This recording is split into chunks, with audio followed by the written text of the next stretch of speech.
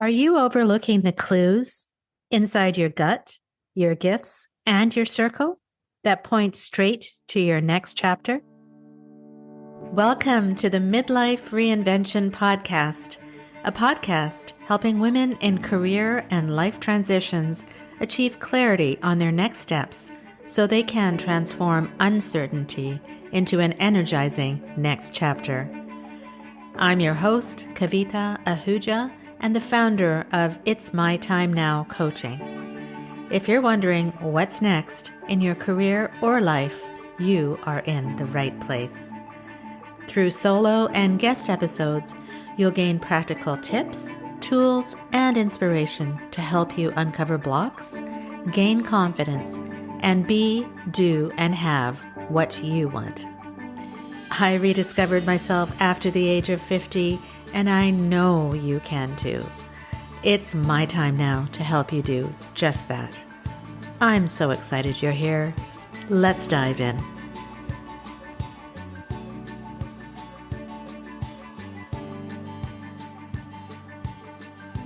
Hello, my friend, and welcome to another mini episode of the Midlife Reinvention Podcast. I'm your host, Kavita Ahuja, a career and life transitions coach and founder of It's My Time Now Coaching. I recently sat down with best-selling author Frances Morales, who's a co-author of Ikigai, Japan's Secret to a Long and Happy Life. You can listen to part one of our discussion in episode 217, and today I'm going to distill some actionable insights here for you. No rehashing, just the lessons that you can put to work today. So let's dive in. The first insight is that Ikigai is meant to evolve. Francis, for example, is living his fourth Ikigai. He went from German teacher to publisher to novelist to global mentor. His journey proves that purpose is not a single trophy, it's a series of chapters that unfold as you do. So, an implication for you is this. If an identity you once loved now feels tight, that's not failure, it's a growth spurt. Give yourself permission to graduate. And try this week. If you could title the chapters of your life so far, what would they be? What core theme is asking to emerge in the next one? The second insight is to listen to your Sunday night gut check. When Francis began dreading Monday, he knew the current chapter was over. That I can barely hit the snooze button feeling is your nervous system flagging misalignment. An implication for you is this. Discomfort is data. So instead of ignoring it, interrogate it. Try this week.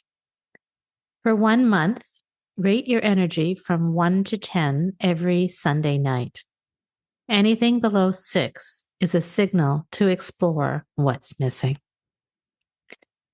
The third insight is to build a runway, not a cliff. Purpose rarely pays the rent on day one. Francis, for example, wrote his first novel on train rides through India while freelancing to keep the lights on. That overlap period funded his eventual leap.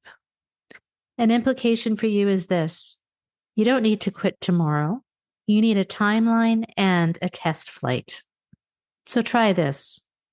Block 5 runway hours this week, which are considered as paid R&D for the life that you really want.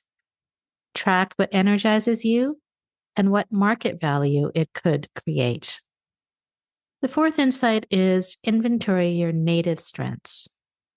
Before you chase a new path, know what you naturally do well. Many of Francis's teen students, for example, undervalue their gifts until someone actually points them out. An implication for you is this. Confidence follows clarity on your strengths, not the other way around. So try this. Ask 3 people around you that you trust. When have you seen me at my best? Collect the patterns, and those are purpose breadcrumbs. The fifth insight is this. Curate your circle of 5.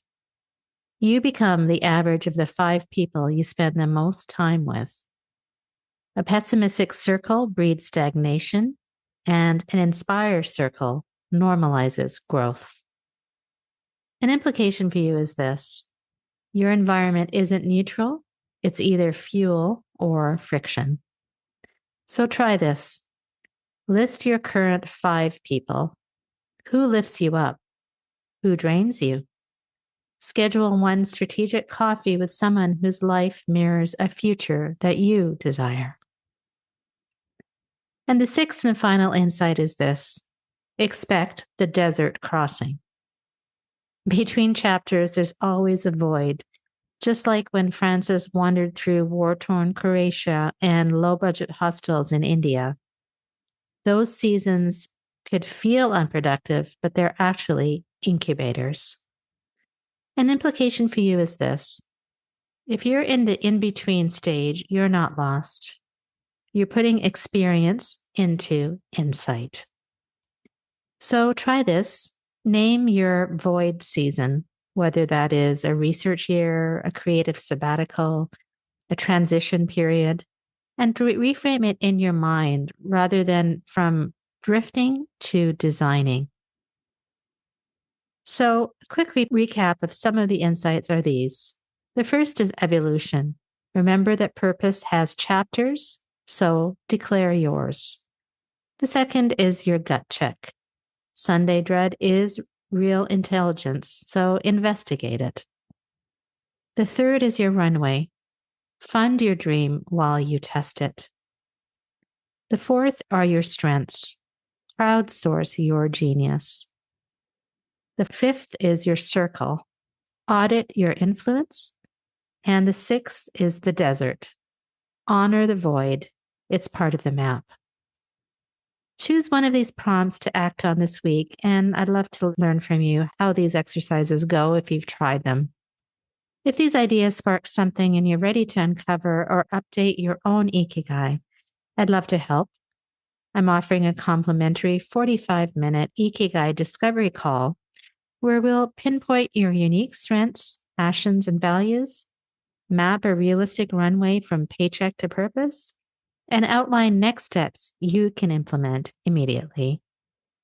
Click the link in the show notes or visit itsmytimenowcoaching.com to grab your spot, and let's make sure your next chapter feels energizing, not draining. Thank you so much for spending this time with me, and share this episode with a friend who's feeling that Sunday night knot, perhaps. And be sure to follow the show so you don't miss part 2 of my deep dive with Francis Morales. He talks about his micro habits for longevity and for flow. Until then, remember, purpose isn't a finish line, it's the path beneath your feet. One brave, intentional step at a time. Be well, my friend, and I'll talk to you soon.